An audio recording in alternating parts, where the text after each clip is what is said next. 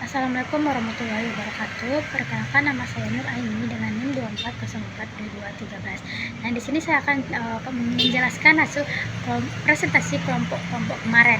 Yang pertama dari kelompok 1, yaitu berjudul Filsafat Penelitian dan Paradigma Penelitian. Filsafat penelitian adalah dasar cara berpikir yang digunakan peneliti untuk memahami, mendekati, dan memudahkan realitas meneliti. Yang terdiri dari ontologi, yaitu hakikat realitas dalam peneliti, yang berarti keberadaan dan sifat. Yang kedua itu epistemologi, itu cara memperoleh pengetahuan, itu cara peneliti memahami penelitian, objektivisme, konstruktivisme, dan subjektivisme.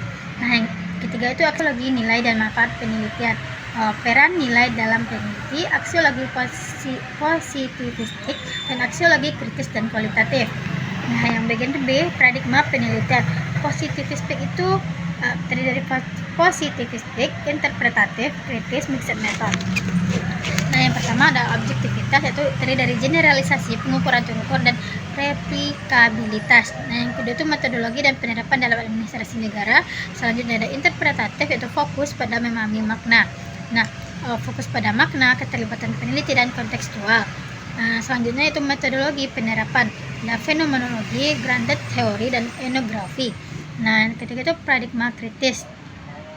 Bagian C ada implikasi filsafat dan paradigma dalam penelitian administrasi negara, terdiri dari kejelasan posisi peneliti, kohensif metodologis, refleksivitas peneliti, implikasi etis, dan konstitusi.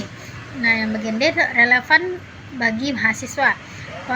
Positivistik itu cukup relevan untuk riset dan evaluasi. Nah, interpretatif ini untuk memahami implementasi, kritis untuk menganalisis kesenjangan kebijakan dan diskriminasi. Jadi pertanyaan saya itu tadi dijelaskan bahwa dalam PPT tersebut bahwa paradigma kritis dijelaskan oleh beberapa ilmuwan. Nah, jadi pertanyaannya, dari beberapa penjelasan ilmuwan tersebut, mana yang lebih relevan di saat sekarang ini? Yang kedua itu ada selanjutnya kelompok 2 yang judulnya perumusan masalah, tujuan, dan manfaat penelitian. Masalah penelitian adalah masalah fundamental dalam penelitian ilmiah, suatu isu yang perlu dikaji. Sumber masalah itu ada kesenjangan antara teori dan realitas. Teori itu teori untuk menjelaskan suatu fenomena, terdiri dari kesenjangan realitas, kesenjangan teori dan praktik, kesenjangan empiris, dan kesenjangan penelitian. Nah, itu ada peran masalah, menentukan arah dan fokus penelitian, menjadi dasar dalam mencari tujuan dan mengarahkan pilihan metode. Nah, yang bagian B itu ada masalah atau pertanyaan penelitian yang akan dicari jawabannya melalui pengumpulan data. Nah, kriterianya itu dapat dijawab secara komprehensif, mengidentifikasi variabel, dan dapat diuji secara empiris, disusun dari latar belakang. Bentuk-bentuknya ada deskriptif, komparatif, dan asosiatif. Hal yang perlu diperhatikan yaitu dirumuskan secara jelas dan singkat.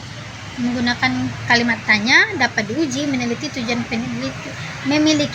peneliti, dan fokus dan terarah.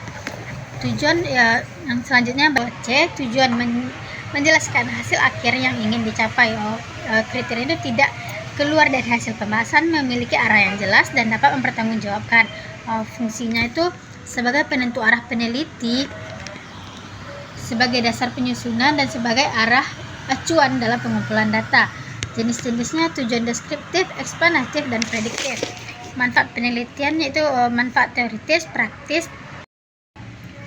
Pertanyaan saya, dalam perumusan masalah, tujuan, dan manfaat penelitian, bagian mana yang membuat mahasiswa keliru, atau bagian mana yang sering terjadi atau yang salah dibuat oleh mahasiswa?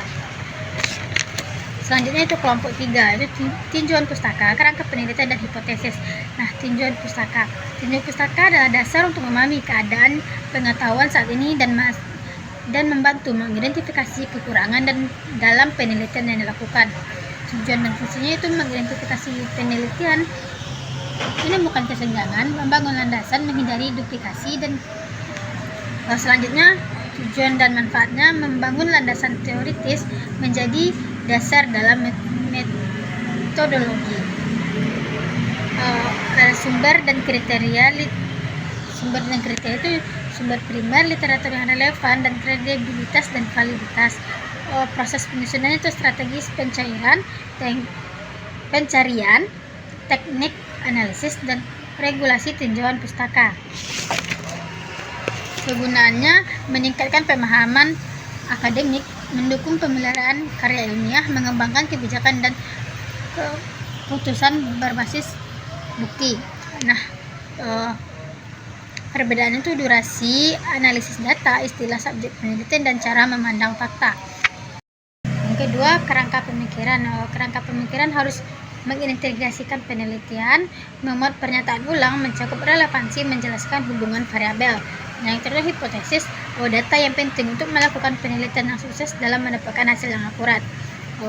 Ada manfaatnya, yaitu membantu menselaraskan masalah penelitian, yaitu terkait ada penyusunan dan karakteristik hipotesis dan jenis hipotesis, hipotesis deskriptif, hipotesis komparatif, dan hipotesis asosiatif. Jadi pertanyaan saya yaitu, jika seorang mahasiswa tidak menggunakan hipotesis dalam penelitiannya, apakah hasil penelitian mahasiswa tersebut dapat akurat?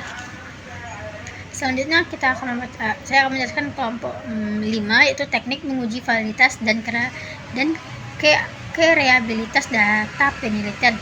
Validitas yaitu ketetapan data yang terjadi pada objek penelitian. Ada instrumen valid dan instrumen tidak valid. Nah, ada jenis validitas utama, validitas isi. Validitas isi ini kesesuaian instrumen dengan domain isi yang akan diukur, sejalan dengan memvalidasi memenuhi aspek. Ada validitas konstruk, yaitu sejauh mana instrumen mengukur konstruk teoritis yang dimaksudnya, dan validitas kriteria, korelasi antara konsumen dengan standar atau kriteria eksternal. Ada cara menguji validitas instrumen, introspeksi hasil uji valid, reliabilitas uji derajat, dan angka uji reliabilitas serta tes reliability. Ada metode uji reliabilitas. Adanya perbedaan konsep, yaitu pertanyaan utama, fokus, metode utama, syarat, dan output SPSS. Pertanyaan saya yaitu, dalam PPT terdapat validitas konstruk dan validitas isi. Validitas mana yang lebih relevan dan validitas mana yang sering digunakan oleh mahasiswa? Sekian sedikit penjelasan dari saya sudahi dengan wassalamualaikum warahmatullahi wabarakatuh.